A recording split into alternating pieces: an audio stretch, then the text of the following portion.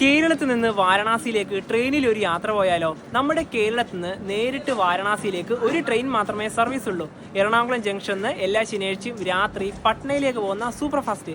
ആ ട്രെയിനിൽ നിങ്ങൾക്ക് ടിക്കറ്റ് കിട്ടിയില്ലെങ്കിൽ പോകാൻ പറ്റിയ നല്ലൊരു ട്രെയിനെയാണ് ഇന്ന് പരിചയപ്പെടുത്തുന്നത്. ഞങ്ങളിപ്പോൾ ഉള്ളത് തമിഴ്നാട്ടിലെ കന്യാകുമാരിയിലാണ്.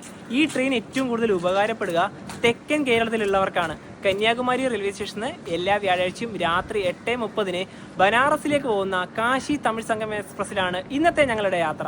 ട്രെയിൻ നമ്പർ 163-67 കന്യാകുമാരി ബനാറസ് കാശി തമിഴ് സംഗമം എക്സ്പ്രസ്. ഈ ട്രെയിനിന്റെ കോച്ചുകളുടെ കണക്ക് പറയുകയാണെങ്കിൽ 4 അൺറിസേർവ്ഡ് കോച്ചാണ് ആകെ ഉള്ളത്. 2 മുന്നിലും 2 പുറകിലും. 6 sleeper class, 3 third AC economy, 3 third AC, 2 second AC, 1 first AC. ഞങ്ങളിന്ന് വാരണാസി വരെ യാത്ര ചെയ്യുന്ന കോച്ച് തേർഡ് ACയിൽ B1. നമ്മൾ യാത്ര ചെയ്യുന്ന തേർഡ് ACയിലെ B1 കോച്ചിലേക്ക് വരെ.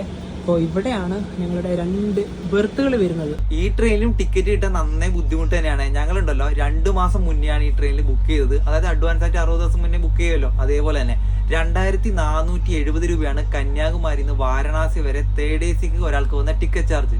അങ്ങനെ വാരണാസിയിലേക്കുള്ള യാത്ര ഇതാ ഇവിടെ ആരംഭിക്കുകയാണ്. കന്യാകുമാരിയിൽ നിന്നും കറക്റ്റ് 8:30 തന്നെ വണ്ടി പുറപ്പെട്ടു. കന്യാകുമാരിക്കും വാരണാസിക്കും ഇടയിൽ ഈ ട്രെയിനാകെ 34 സ്റ്റോപ്പുകളാണുള്ളത്. അതിൽ 17 സ്റ്റോപ്പുകളും തമിഴ്നാട്ടിൽ തന്നെയാണ്. അടുത്ത സ്റ്റോപ്പ് ഇനി നാഗർകോവിൽ ജംഗ്ഷൻ.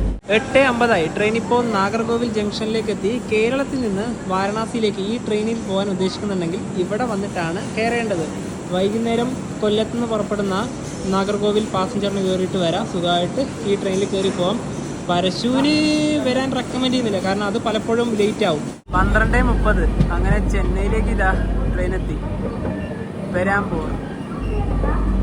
സ്ലീപ്പർ ക്ലാസ് കുറച്ച് ബുദ്ധിമുട്ട് തന്നെയാണ്.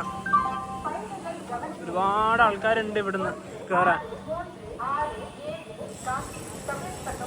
എന്തായാലും ഞങ്ങളിതിന്റെ സ്ലീപ്പർ ക്ലാസ് നിങ്ങൾക്ക് റെക്കമെൻഡ് ചെയ്യുന്നില്ല. നിങ്ങൾക്ക് നല്ലൊരു AC തന്നെ എടുക്കുന്നതാണ്. ഇവിടുന്ന് ഒരുപാട് ആൾക്കാർ കയറാനുണ്ട്. ഇതുണ്ടോ? മധ്യപ്രദേശിലെ 3ാമത്തെ വലിയ നഗരമായ ജബൽപൂരിലേക്ക് ഇതാ എത്തുകയാണ്. മധ്യപ്രദേശിലെ ജബൽപൂരിൽ നിന്ന് വാങ്ങിച്ച വെജ് താലിയാണിത്.